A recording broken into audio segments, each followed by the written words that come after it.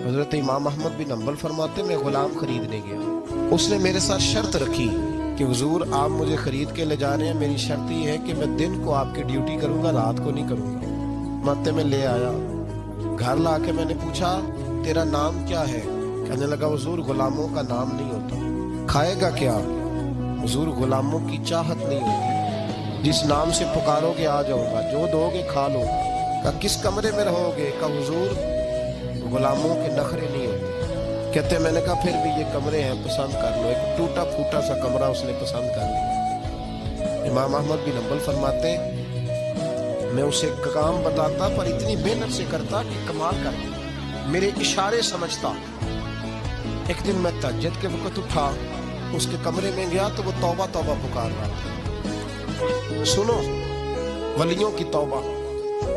फरमाते उसके कमरे से चीखने की, या अल्लाह माफ कर दे, या अल्लाह माफ कर दे, अल्लाह माफी दे दे, तड़प रहा है, रो रहा है। और इमाम अहमद बिन हम्बल फरमाते हाल ये है कि उसके कमरे से लेकर आसमान तक नूर ही नूर फैला हुआ है, नूर ही नूर। और वो रोता है या अल्लाह माफ कर दे, या अल्लाह माफ कर दे। फरमाते मैं सोचने लगा माफी किस चीज की मांग रहा है।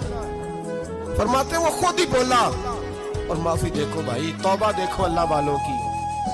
कहने लगा ए अल्लाह मैं तेरा बंदा हूँ, तूने जिंदगी दी, नेमत दी, आंखें दी, कान दिए, सांसें चलाई, बगैर मांगे सारा कुछ दिया। चाहिए तो ये था कि मैं दिन रात तेरी बारगाह में झुका रहता, पर मुझे माफ कर दे। मेरे ऊपर इमाम अहमद बिन हम्बल के भी हुकूक है, मेरे मालिक का भी हक है, इसलिए मैं दिन सारा इबादत नहीं कर सकता, बस 5 नमाजें पढ़ सकता हूँ। रात में जागता रहता हूँ तेरे हुजूर। अल्लाह वो जो सारा दिन मैं इबादत नहीं ना कर पाता, मुझे माफ कर दे। खुदाया मेरी गलती माफ कर दे, अल्लाह मुझे बख्श दे, सारा दिन लंबी न माफी दे दे। ये तौबा है अल्लाह वालों की। इमाम अहमद बिन हम्बल फरमाते फजर के वक्त वो मेरे साथ मस्जिद गया, मैंने उसका चेहरा देखा, मैं उसको कोने में ले गया। मैंने कहा जा तू अल्लाह की रजा के लिए आजाद है, जा मैं अपने हक माफ करता हूँ, मकान तेरे पास रहेगा, खाना तुझे मिलेगा, तू आजाद है। उसने कहा हुजूर हुआ क्या, हुआ क्या? हमारी तो ख्वाहिश है ना कि बंदा उस वक्त मिलने आए जब मैं तस्बीह पढ़ रहा हूँ, कोई उस वक्त घर पहुंचे जब मैं सजदे में हूँ, लोगों को पता चले बड़ा नेक है, बड़ा नमाजी है। उस वक्त किसी की नजर पड़े जब मैं बिल्कुल कुरान पाक पे बैठा हूँ।